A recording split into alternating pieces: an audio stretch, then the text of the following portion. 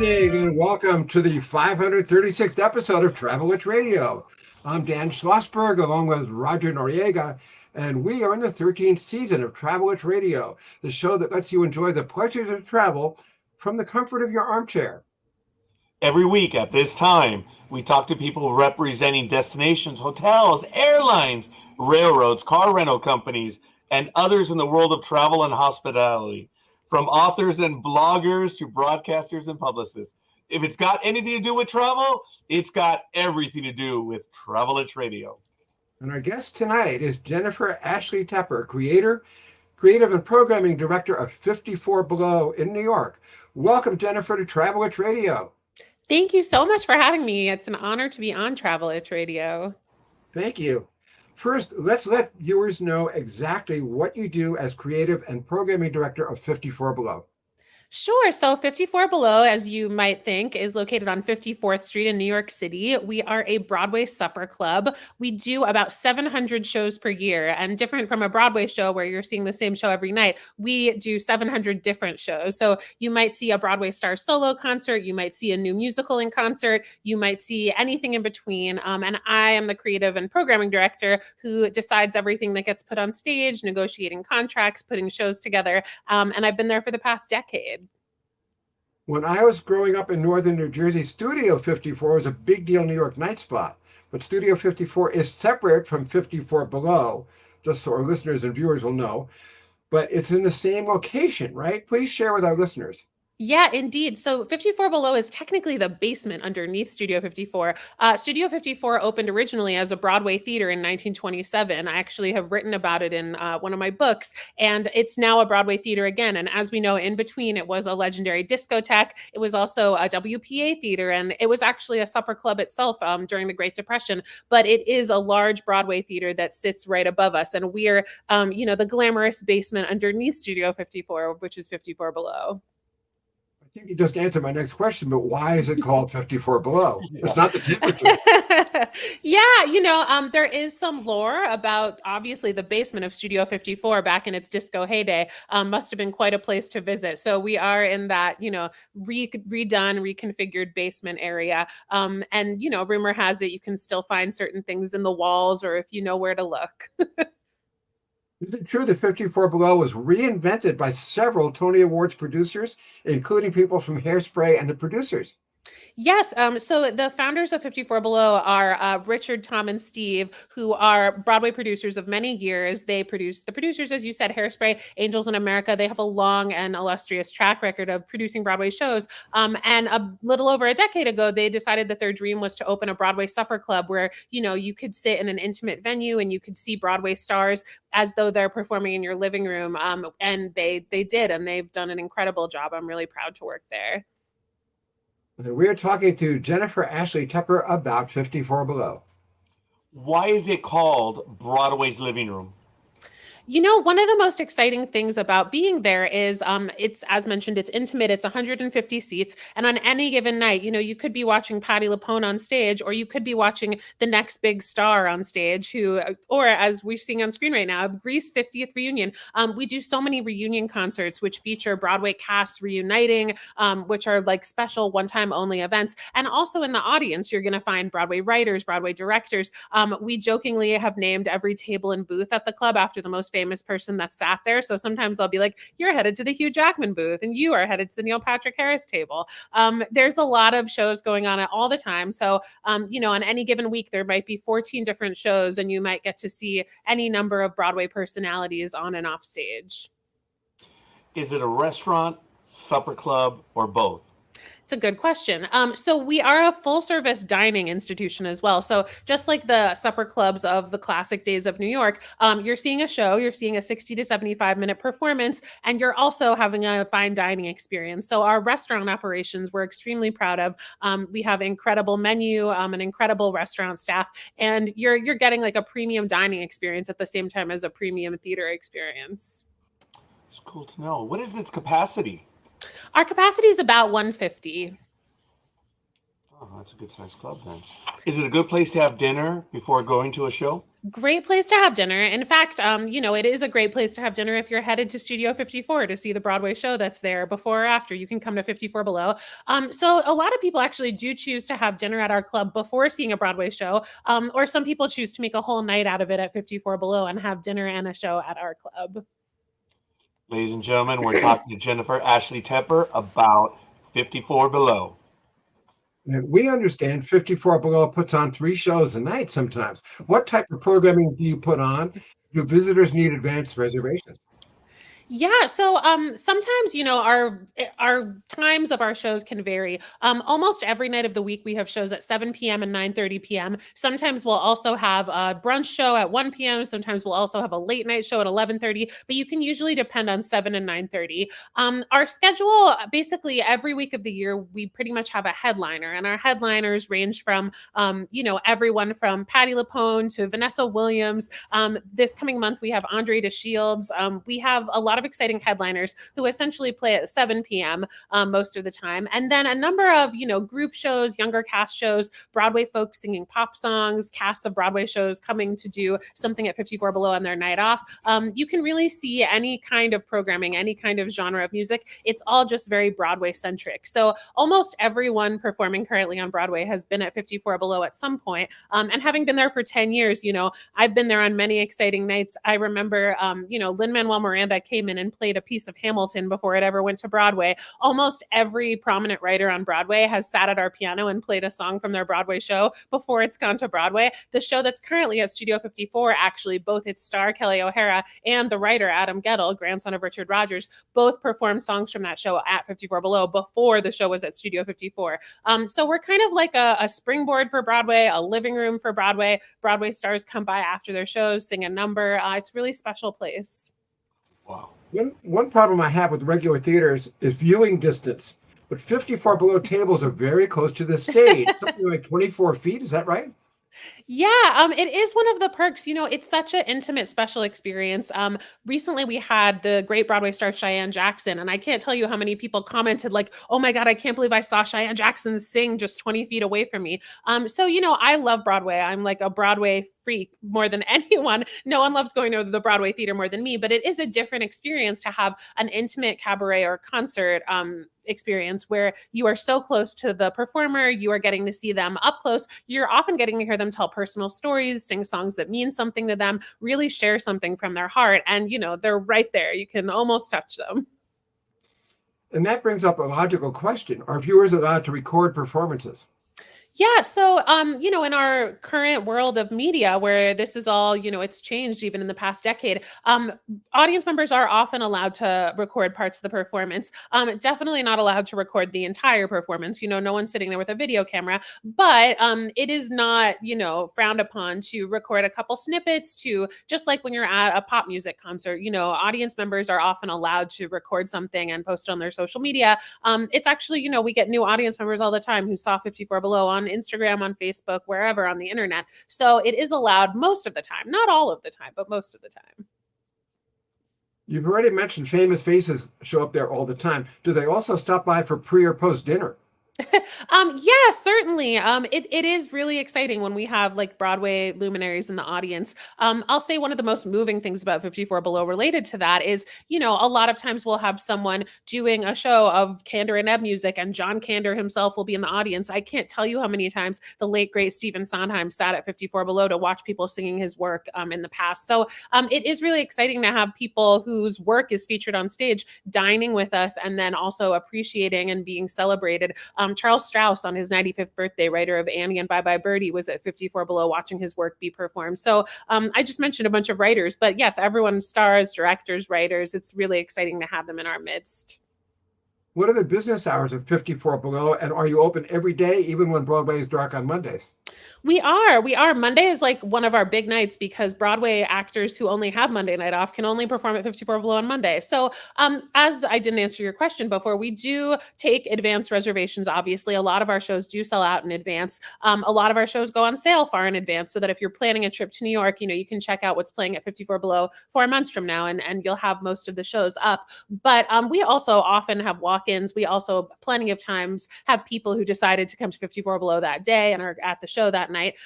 So it's kind of a mix. And our business hours, our box office is open all day, but usually the shows are at 7 and 9:30. A question pops into my head that's not in our planned script. Do you ever do improv? Because our venue is really like concert centric, Broadway centric, we love having, comedy shows. We love having times when we've had a number of improv related, like, content and material. Most of the time, people come to our venue to see a concert. So it's not, there's so many great venues in New York that focus on improv that are probably the more correct place to do it. But on occasion, we've certainly had some really special nights where Broadway actors have engaged in improv. We had a number of times where we featured a show called Don't Quit Your Night Job, where everyone from Tony Danza to Pasek and Paul, who wrote Dear Evan Hansen, performed improv on our stage. That kind of show. So it's always fun when we can do something off the beaten path like that. And from what you're talking about, how about having Saturday Night Live do a live show from there? I think we're a little small for that, maybe, but you never know. Never say never. Certainly, a lot of people that have been on our stage have gone on to great comedy careers. So you never know. What are some of your favorite shows, both at 54 Below and elsewhere? We'd also like to know about your favorite actors and actresses. Oh, sure. There's so much great theater in New York right now. We're having like a embarrassment of riches this spring as far as like new shows opening. I've seen so much great theater recently. Actually, I keep mentioning it, but the show right above us at Studio 54, Days of Wine and Roses, is really special and terrific. And there's so many. One of my favorite musicals of all time, Merrily We Roll Along, is on Broadway in an amazing revival right now. The encore season this season is terrific. All the shows I've seen there have been great. The best thing about 54 Below is really just like the volume of amazing artists and shows that I get to work with. So even though I do have some favorites over the years, it's so exciting to just have such a large volume of cool artists at any given time. Maybe my favorite was a show I created for 54 Below a number of years ago called the Jonathan Larson Project, which Jonathan Larson, who wrote Rent and sadly passed away at an early age, I put together a song cycle of all of his unheard work that was not from Rent and not from his other musical Tick, Tick, Boom. That was kind of like the show he might have put on if he had put together a 54 Below show in his youth. And it was an all-star cast, and we did this incredible 54 Below run of it. And there's a cast recording that was released. And I was just really, really proud to have worked on that and put it together with such an amazing team at 54 Below. That's kind of like an example, though, of, sometimes we have these projects at 54 Below that are sort of not categorizable, and it's, celebrating the theater in all kinds of different ways. You're tuned to Travel Itch Radio, now in our 13th season with Dan Schlossberg and Roger Noriega. Check us out on iTunes, LinkedIn, Instagram, or the Travel Itch Radio Facebook page, among other places. And tonight we're talking with Jennifer Ashley Tepper about 54 Below. Like 54 Below, the Museum of Broadway enjoyed a relatively recent opening. I'm sure you agree that was long overdue. So long overdue. I can't tell you, for so many years, people have tried to put together a Broadway museum, and I'm so amazed by the team that did it. It's such a fun place to visit. What is your relationship with the Museum of Broadway? Didn't you work on one room and visit the museum after it opened? Yeah, so it's really cool. I need to get back there and visit it another time. One of the creators, Julie Boardman, I've known her for years. She's like a very intrepid, amazing Broadway producer. And we had been talking for a while, and I got to create the map room for the Museum of Broadway. So a lot of my work as a theater historian interacts with the history of the Broadway theaters themselves, with, the 41 Broadway houses and how they came to be, and lost theaters and things like that. So I was really honored to take on the map room, which shares with viewers, with visitors to the museum, kind of how Broadway came to be physically before they walk through and get to see all of the incredible curated rooms. I have to ask, how big is it, and what will visitors find there? Because we hear it's an interactive experimental museum that traces the history of performing, dating all the way back to the 18th century, and even has a timeline for guests to follow. It's very big. It's deceptively big. I think when people see, and this is true of a lot of things in New York, you see the front of the museum and you're like, oh, I'm walking into a couple rooms, but it really is. It's extensive, and I think it has something to offer for the huge, in-depth Broadway aficionado, and it has something to offer for the casual Broadway viewer who loves a few shows and is interested in learning more. It really toes the line well between, audiences of all ages, people who want to go to a museum and take pictures, people who want to go to a museum and read, information and really learn some history in depth.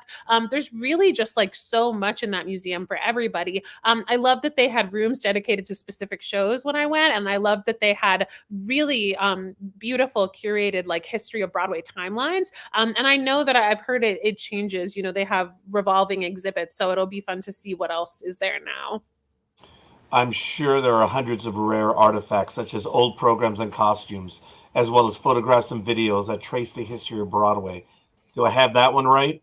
Yeah, absolutely. It has all that and more. There's a lot of videos made just for the museum of creators talking about their work. And there's so many historic artifacts. It was very, very cool to see, costumes and props and set models, sheet music, all kinds of really cool history of Broadway material. Ladies and gentlemen, we are talking to Jennifer Ashley Tepper about the Museum of Broadway. Jennifer, as a fellow author, I'd love to hear about your books. Thank you. So I've written 4 books called The Untold Stories of Broadway. There's 4 volumes. For these books, I've interviewed about 300 theater professionals. So the books take into account actors, directors, stage managers, producers, writers, a lot of Broadway professionals that aren't often interviewed, from door people to company managers, musicians, everyone in between. And basically, each of the books take you through the history of 8 Broadway theaters, 7 existing Broadway theaters, and then 1 lost Broadway theater by folks who have actually done shows there, all narrated by me, and the history that I've found about each theater. For example, if you wanted to learn about Studio 54, that chapter would take you from the earliest interview I did about someone that worked there all the way to current day, kind of knitting together the stories that have taken place in one theater. And, you might learn, oh, in this orchestra pit, this happened in 1943, but this happened in 1983, and it happened in the exact same spot. It's sort of like a physical history of Broadway.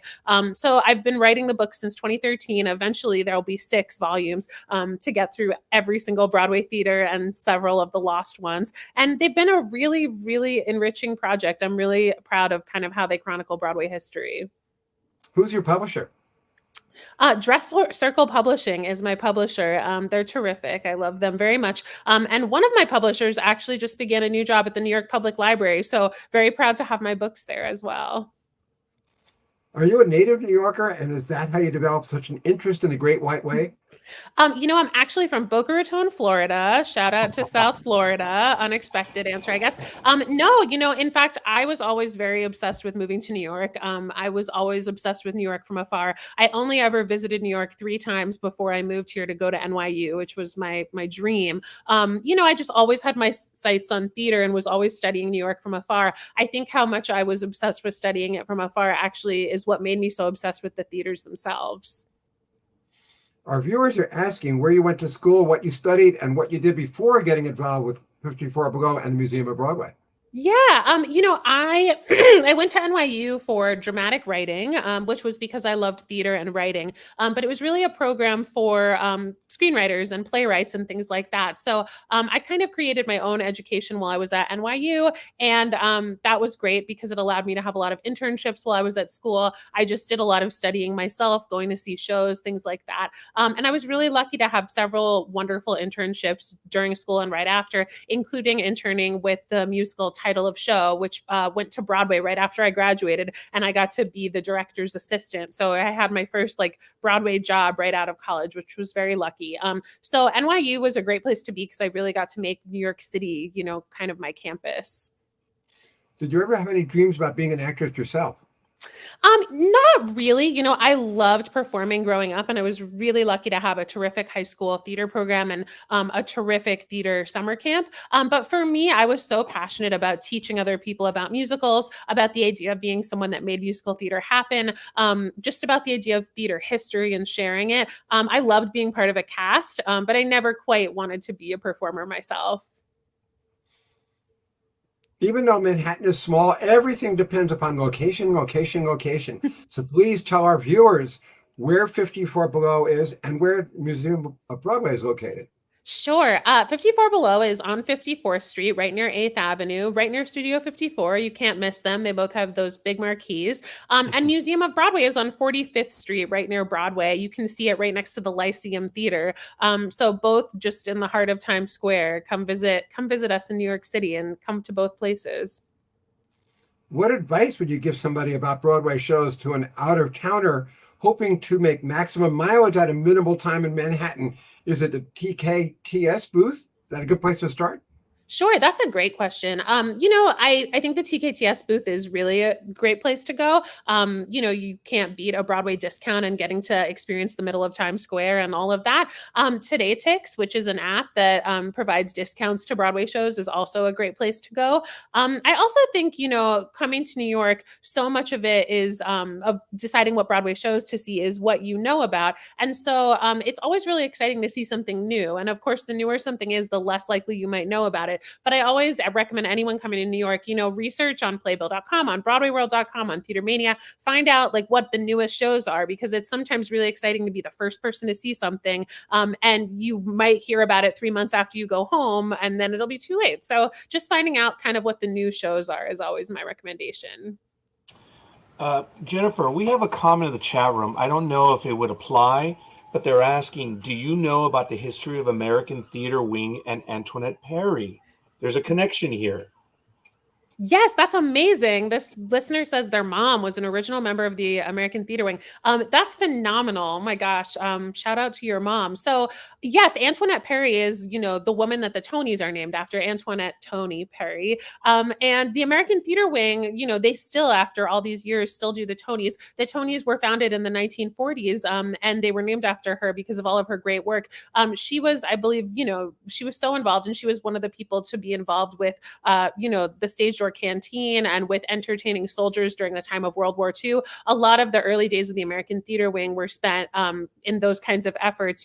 It's crazy to think about, Broadway still going on while something like World War II was occurring. And they were very much about the humanitarian effort to link the arts with what was going on in the world and help Americans through theater. So it's really interesting to read more about that. And that's very cool that your mom was at a part of that. That is cool. I appreciate that question. Well, first of all, Jennifer, thank you. And Randy, thank you for asking that question. I want to know, is there anything you would like to add that we haven't asked? Always a great question. No, I think it's so fun to just think about people coming to visit New York and just think about 54 Below from a perspective of someone visiting. I always think it's really fun that we get to do streamed shows now. So if you're not quite visiting New York yet, but you want to watch at home, 54 Below does stream a number of performances live, so you can feel like you're there. And then when you come to visit New York, come see us in person. How do Travelage listeners learn more about you and about your book, and how they can order copies? Sure. So about me, I'm at Jen Ash Tep, the first 3 letters of each of my names on Instagram. Find me there. My books are available at the Museum of Broadway. Actually, you can also find them on Amazon, Drama Bookshop, anywhere books are sold that you might get them. And 54below.org is the place to go for all info about 54 Below, or you can follow us on any of the platforms at just 54 Below. We're constantly posting content about our hundreds of shows a year, so you can find me in some of that as well. I wanted to ask you, how did COVID affect 54 Below and the rest of Broadway?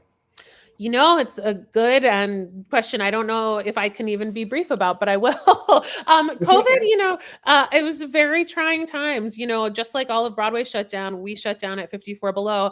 And one of the bright sides that we have streaming now is because during that time, I think a lot of powers that be were able to come together and figure out how to do streaming for certain media. So we were very lucky to be able to add that to our programming. But it was, it was tough, and the reopening was tough, and navigating everything during the time when, it was even harder than it is now to deal with all the, illnesses and protocol and all of that was tough. And I think that theater is still in an era where we're still coming back from all of the secondary effects of the pandemic and all of the collective trauma and all of the, things that financially impacted theater and live performance. So it's definitely affected everything. But I will say, like, I'm so grateful all the time to be in 2024 where we can gather in rooms together again and present concerts and present theater. I feel very lucky about that. And I think, like, we do see people doing more personal shows. We've all experienced quite a lot together that is now coming out in art a lot of the time. Our guest tonight has been Jennifer Ashley Tepper of Manhattan's 54 Below and the Museum of Broadway. Thank you for being our guest on Travelers Radio. Thank you so much for having me. Well, you were terrific. And viewers, now that pitchers and catchers have reported, this is the perfect time to extend your off-season with my book, Baseball's Memorable Misses, an unabashed look at the game's craziest zeros. Get it tonight from Amazon, along with Jennifer's books on Broadway and all of her experiences. And that's it for this edition of Travelers Radio. Now, this is Dan Schlossberg, along with Roger Noriega, saying thank you for your time this time. Until next time. Next week, we'll talk to Tim Fordham-Moss about London St. Ermines, a 4-star luxury property with proximity to Buckingham Palace and Westminster Abbey, plus a long association with espionage. Hear about its storied history and contemporary amenities next Thursday, February 22nd at 5 p.m. New York time. For now, good night and stay safe.